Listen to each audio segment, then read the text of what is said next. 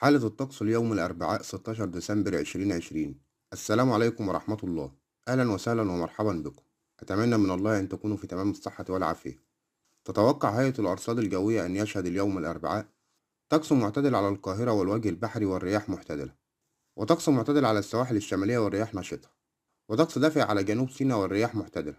كما تتوقع هيئة الأرصاد أن يسود طقس مائل للدفء على شمال الصعيد والرياح معتدلة، ودافئ على جنوب الصعيد والرياح معتدلة.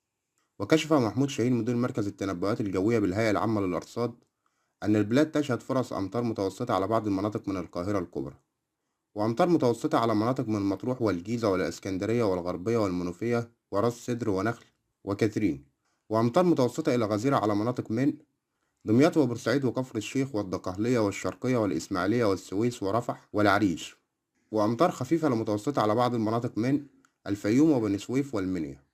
وتتوقع الأرصاد أن يكون الطقس باردًا ليلًا على القاهرة والوجه البحري، وباردًا على السواحل الشمالية ومائل للبرودة على جنوب سيناء، وشديد البرودة على شمال وجنوب الصعيد.